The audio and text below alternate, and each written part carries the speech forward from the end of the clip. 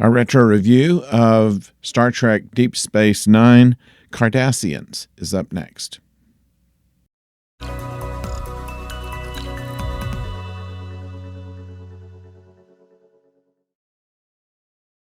Hello out there, I'm the oldest nerd, and once again we have an episode of Deep Space Nine that presents Garak.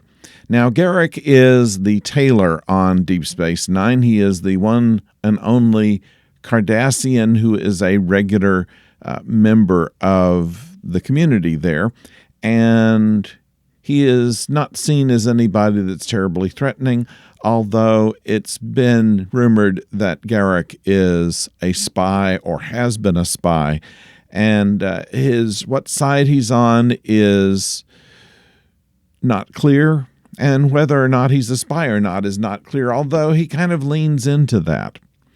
He certainly does not tell much of what he knows. His cards are played very close to him, and he said that he does not believe in truth, but rather prefers to be able to cut a piece of cloth straight across. So while he is finding things out, he is then relaying them to Dr. Bashir, who can do things about it. In the case of this war orphan, Rugal, who was adopted by a Bajoran family, and since he was like 4 years old and was raised to be a Bajoran, he is kind of self-hating Cardassian. He hates the Cardassians. He considers himself a Bajoran. He wants to stay with his Bajoran family. And when he is discovered on the station, Gul Dukat contacts Sisko and says that he would like a piece of this boy's DNA and see if they can find out who his real parents are, and the problem that Dukat himself has with the fact that there are war orphans out there and that they all should be repatriated back to Cardassia. And while this seems to be uncharacteristic for Gul Dukat, it is something that sounds noble enough, and it's enough to make Sisko stop and think about whether it's a good thing that the DNA sample has brought Rugal's real father to the station, who wants his son back. His son wants nothing to do with him, and yet what's all going on? And so it's kind of a puzzle episode as we find out just exactly what type of parents the Bajorans were for Rugal, what kind of reasoning that Rugal's father would want him back, why he would have abandoned him, and what Gul Dukat really is up to. He's always scheming for something. So it's interesting here. And in one point where Garak is giving kind of a hint toward Bashir, Bashir interrupts a communication that Sisko is having with Dukat and asks him some fairly pointed questions. And after the transmission is done, Sisko, in his subtle way, points out that it really was against protocol to break in on one of his communications, and Bashir apologizes. And in a deadpan, Sisko says, "It's been the high point of my day. Don't do it again." I really like the way that he took that, he delivered that line. You could tell exactly what he was thinking, as you can with many of Sisko's lines that Avery Brooks so skillfully handles.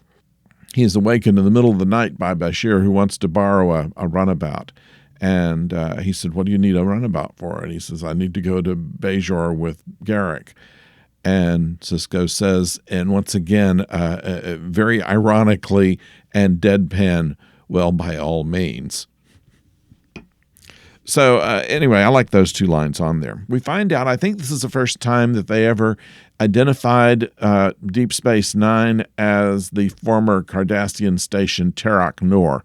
I don't know that they had actually established that before this. It's mentioned certainly a number of times afterwards, but with Terak Nor being the name of the station before the Federation came as its administration, and also that Gul Dukat was the former commander of Terak. Now, we know, of course, Gul Dukat has been in episodes before this as just kind of the Cardassian liaison to the Bajoran provisional government, but I don't know if that also was the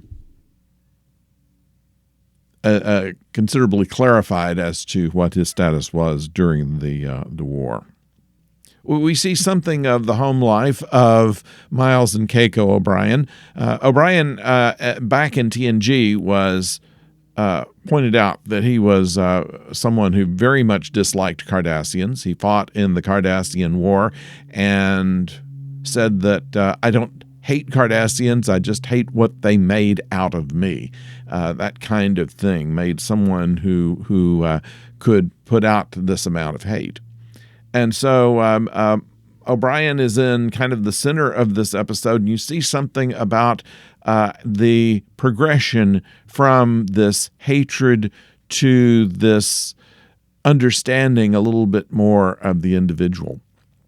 So this is where we are on Cardassians from Deep Space Nine. I'd like to know what you think about this. Please put your comments down below. And if you have not subscribed, please subscribe, and we'd like to hear from you. And if you would click a like, that would be nice too. So tomorrow we'll have, of course, our regular retro review of the original series. And then on Friday, we will have Babylon 5, another episode of that. And who knows what else might pop up. You never know.